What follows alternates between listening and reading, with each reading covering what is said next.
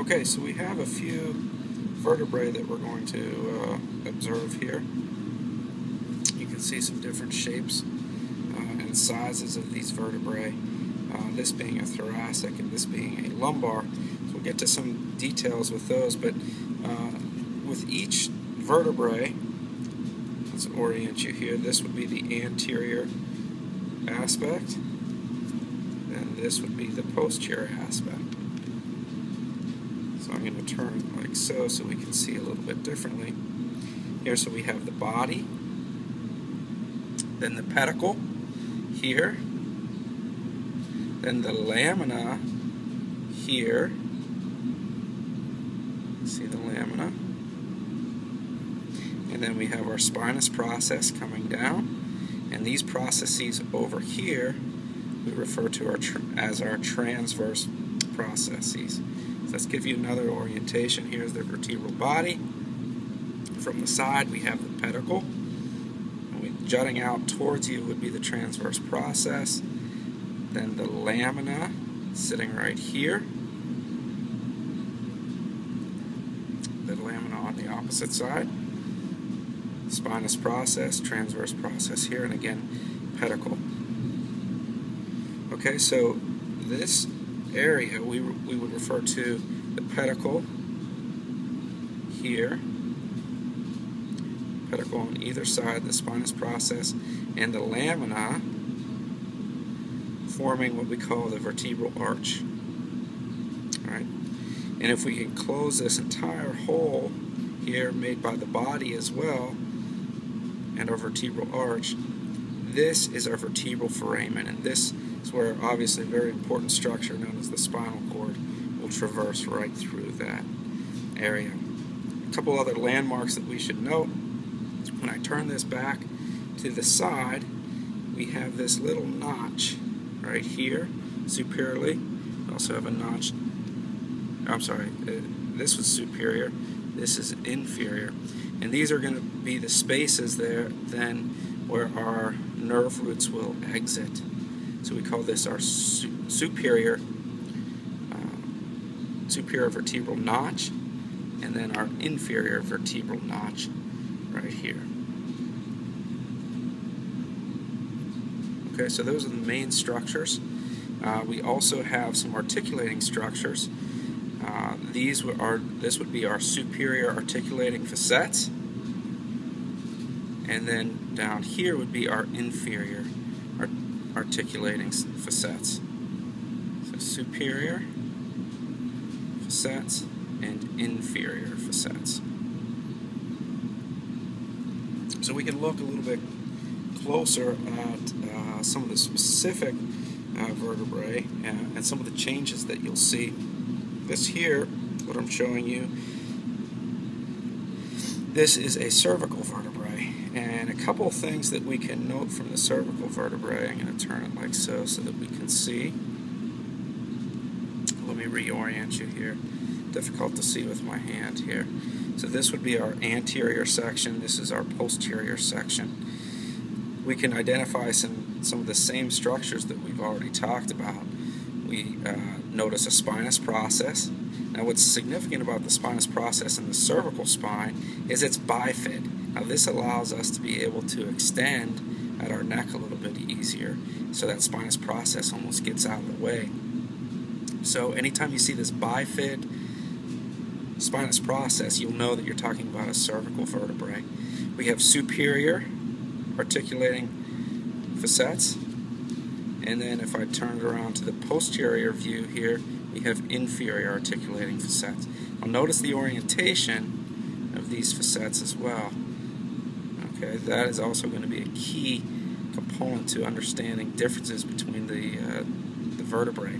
Now what you may be able to also appreciate here is the transverse processes are rather small. We still have them, and on there we have an anterior and posterior tubercle, which is going to serve for muscular attachments. But one of the key components of the cervical spine is that they have this transverse foramen, and this is where our vertebral artery is going to go up through. So this is another hallmark characteristic of cervical vertebrae. And then we have the uncinate or uncus or uncinate processes on the vertebral body. Let me see if I can get you a better view of those. There we go. They kind of look like horns sticking up on the lateral aspects of the vertebral bodies. They kind of look like devil horns. There, that is our uncus, or our uncinate processes, depending on which text you're looking at.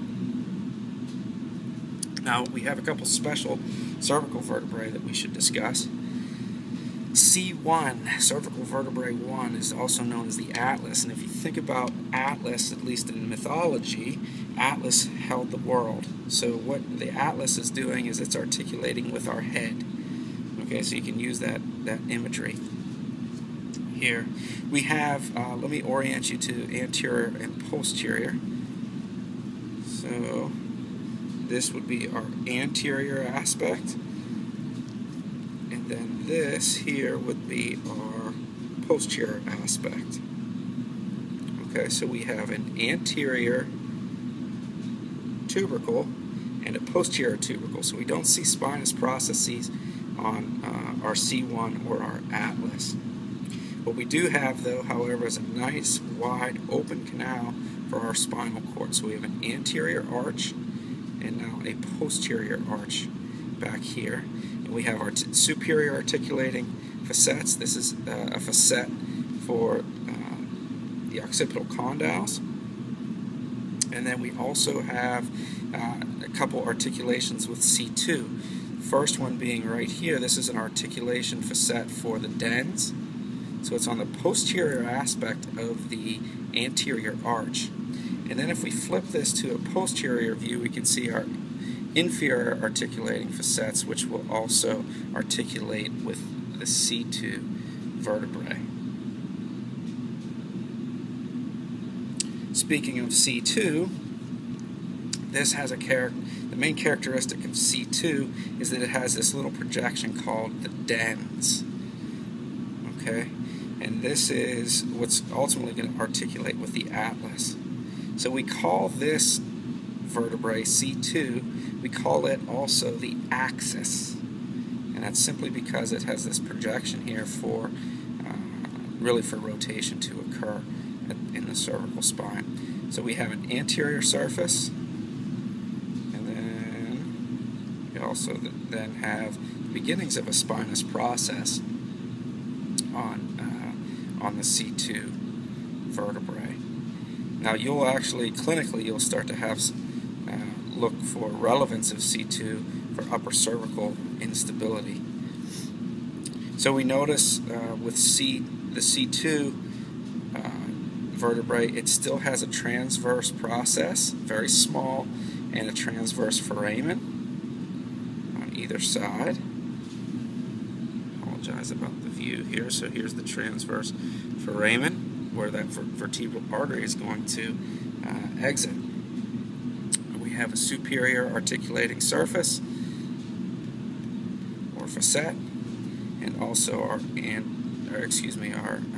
inferior articulating facets. Okay, so that wraps up the cervical spine. What we also have is vertebrae in the thoracic area, and they have some different characteristics. So here's our thoracic vertebrae, and I'll try to orient you. We have the anterior aspect here, and then the posterior aspect down here. Now if we look at this from the side, look at the angulation that we have with the spinous process. So very different than some of the other vertebrae.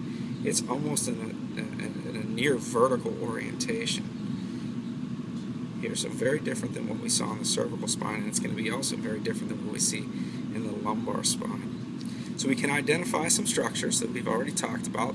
We have our vertebral body, we have our vertebral foramen, we have our pedicle, followed by our lamina, and then our spinous processes. We have articulating facets. Let me get you a better view. Here they are from the side. Here they are posteriorly. Now, one thing that you'll notice is that these are oriented almost in the coronal or frontal plane. It's a very different orientation than what we're going to see in the lumbar spine. We can still see our superior and then our inferior notches where our vertebral arteries, or excuse me, vertebral nerve roots are going to exit. Now, what really is characteristic of the thoracic spine is additional articulations for the ribs. So we have three facets. We have a facet here, superior facet, an inferior facet on the vertebral body, and then also a transverse processes facet, which is going to articulate with our ribs.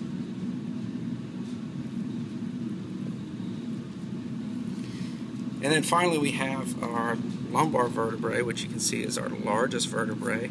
Again, just to orient yourself here, we have the anterior aspect and the posterior aspect, vertebral body, pedicle, lamina, spinous processes, and then our transverse processes here as well. Now if we look at our articulating facets, here's our superior articulating facets, and you can see that they have a little bit different orientation. They're almost more on the sagittal plane. So this allows more flexion and extension to occur a little bit easier, and really blocks us from much rotation in the lumbar spine. So that really concludes our discussion of the vertebrae, and we will move on to some specialized discussion on the trunk.